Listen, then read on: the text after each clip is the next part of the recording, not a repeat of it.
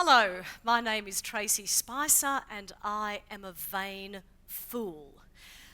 Let me take you through my schedule before appearing here today. 6 a.m, get up, look in mirror, see old lady looking back, wonder, how the hell did she get in there? Put on running gear designed to suck in wobbly bits. Run, even though no one is chasing me with an axe. But run to maintain professionally acceptable size 10. Get home, do 20 wide leg squats in futile bid to get in a thigh gap. Add 20 tricep dips to get rid of nasty bingo flaps. Go to bathroom, scour skin with exfoliant to get rid of those dreadful dead cells. Hop in shower, lather hair with sodium lauryl sulfate. Rinse out, dollop on conditioner containing placental extract. Wait until it sinks in, and wait, and wait, and wait. Rinse out. Soap up, wash off, get out of shower, dry body. Lather body in petroleum byproduct, otherwise known as body moisturiser. And wait till that sinks in. And wait, and wait, and wait. Cleanse face, add toner containing alcohol. Wish it was a G&T and I could drink the bloody thing instead. Apply serum carefully and wait till that soaks in. And wait, and wait. Increase the paraben load by dabbing eye cream. Dab, don't wipe, don't want to damage the delicate skin, do we? By this stage, I'm feeling like the Gulf of Mexico after the BP oil spill. But I can't stop. Cover the rest of the body in bronzing cream and wait till that soaks in, and wait. Put straightening gel in hair. Section off and apply searing heat until styled into shape. Burn finger on tongs, ow. Almost do back in lifting up makeup kit. Foundation, powder, concealer, blusher, eyeshadow, eyeliner, eyelash curler, mascara, eyebrow liner, eyebrow colour, lip liner, lipstick, lip gloss. Put on shapewear to suck in mummy gut after 2 children. Pop on dress, perfectly pressed by a dry cleaner using known carcinogens. Add liquid to nails containing phthalates which are linked to breast cancer. But wait, there's more. Yesterday, visit the House of Pain. No, not the one with the whips and the fishnets. The one with the hot wax which they drip above my lip and below my eyebrows before large hairs are torn out of my face. As I lie there and silently chant, beauty is pain, beauty is pain. Today, I ask the question, why do we do this to ourselves? Why? Why? Because it's bullshit.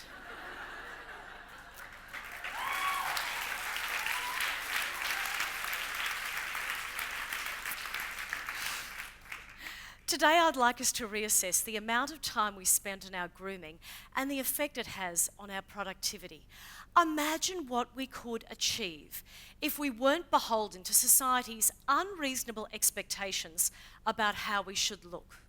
Imagine our increased levels of productivity in the workplace and in the home, in our lives more broadly.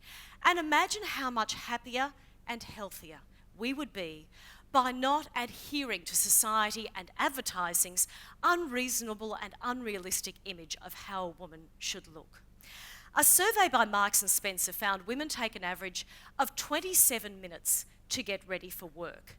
Over a year, that is 10 full working days. That's an awful lot of productivity lost. A second survey expanded that. They compared men and women. They looked at not just grooming for the workplace, but for personal life as well. And they extrapolated that over a lifetime. Over our lives on average, women will take 3,276 hours in grooming. For men, it's 1,092. That's Homer Simpson being groomed. He's grooming me.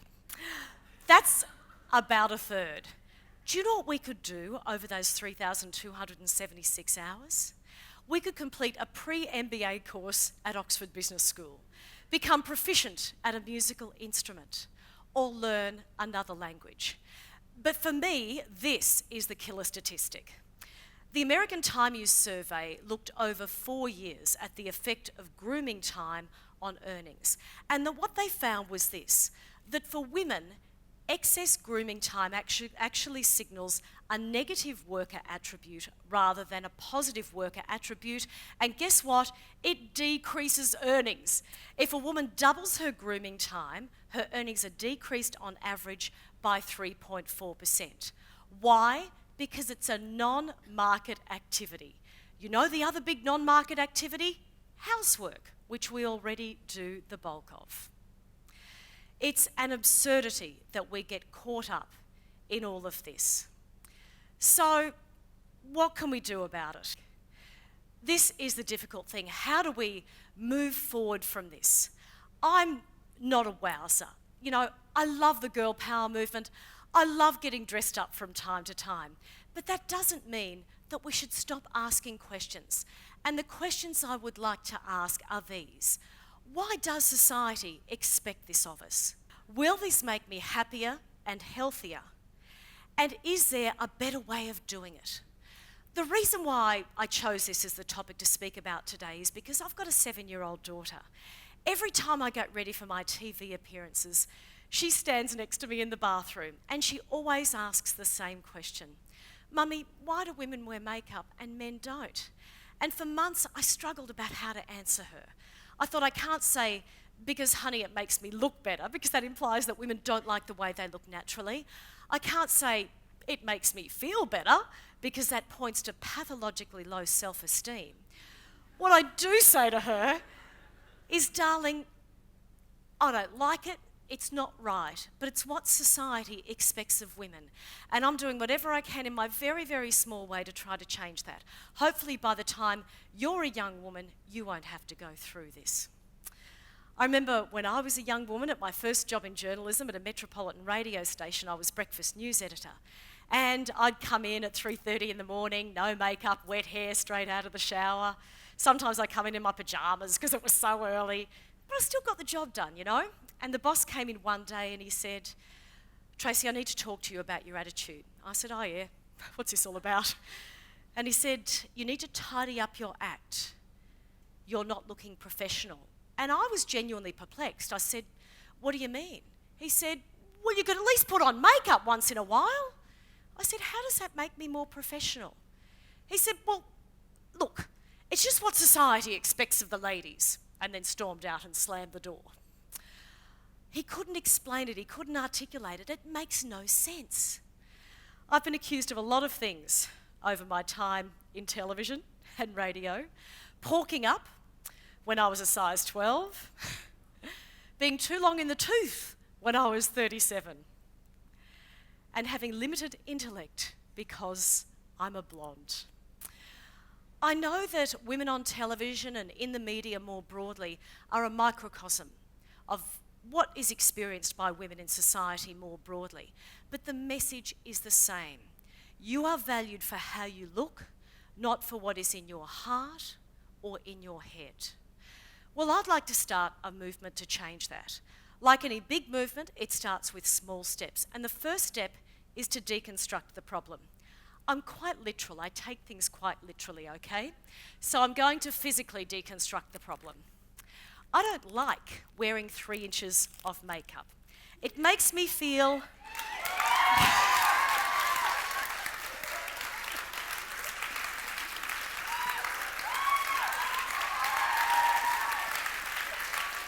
Thank you.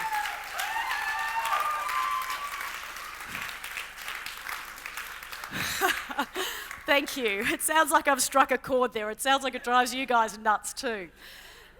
It makes me feel like I'm wearing a mask, like I can't really be who I am.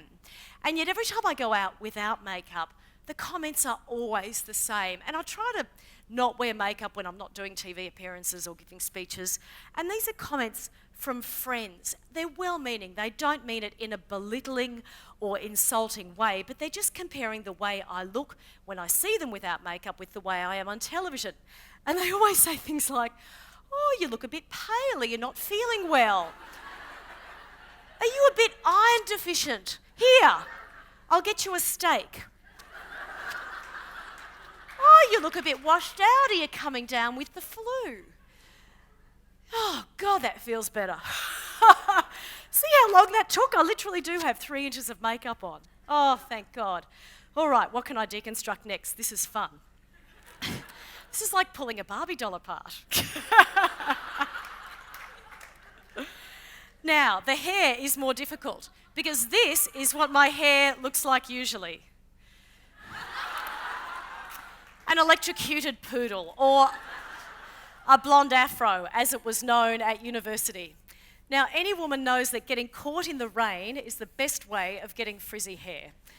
So let's hope this works and doesn't short out the microphone or in some way electrocute myself, because then the cameraman down there and the news journalists will have a really great story. Oh, that's better. All right. That should undoubtedly take effect in a few minutes, I'm telling you. All right, I love this dress. See how emotional we are when it comes to clothing? I frickin' love this dress. But we shouldn't love pieces of fabric. We should be loving people. This dress becomes constricting after a couple of hours. I can't think properly. I feel like I can't breathe, so it's coming off.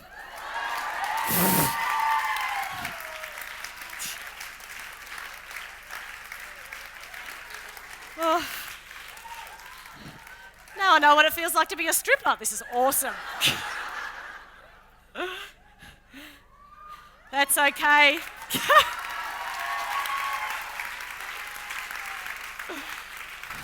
Now we get to high heels. I could do a whole speech on high heels, frankly. We all know they're the tools of the patriarchy. But we get caught up in how they make our legs look longer and more shapely. But they're bloody uncomfortable. We also get caught up in the narrative that we're expressing our individuality, our economic power, and our strength through them. Well, that's bullshit too. Remember Sex and the City? That's gone. There we go. I grew up in Queensland, so I'm extremely comfortable in thongs or bare feet.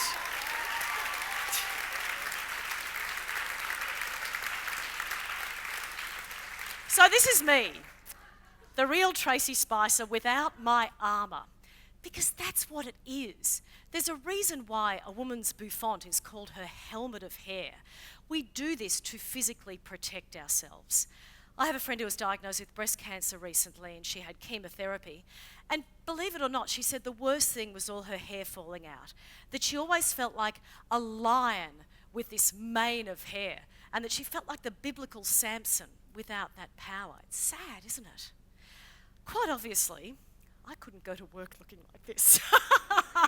Most of us couldn't. I love the idea of binning our bras and not shaving our legs. I did that when I was at university. It was marvellously liberating. But I think with this fourth wave of feminism, we need a new way. And so I've devised 3 easy steps. If they'll come up. One easy step is I should learn my technology better. Step 1. Take note of the number of minutes your personal grooming takes over a day, week, month, year, and lifetime. You will be shocked by how much time we spend on this stuff. Step 2, think about the other things you could be doing.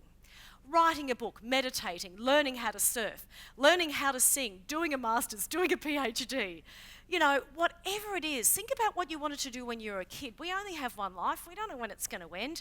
You might as well think about all those things you wanted to do as a kid and think, right, I can do that now.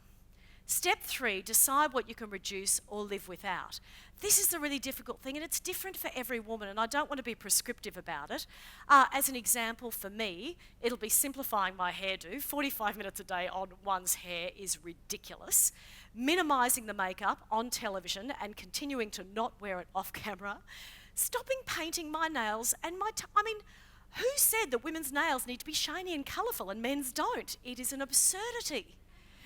And getting rid of the fake tan. I mean, it's expensive and it's full of nasty chemicals.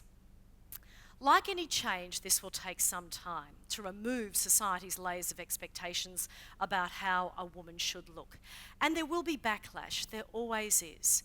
But I hope that everyone here in this room goes home today and at least has a think about this time spent and its effect on productivity and reassesses that mathematical equation. Because if we do this, I assure you, we will be happier, we will be healthier, and we will be more productive. My name is Tracey Spicer, and I'm no longer a vain fool.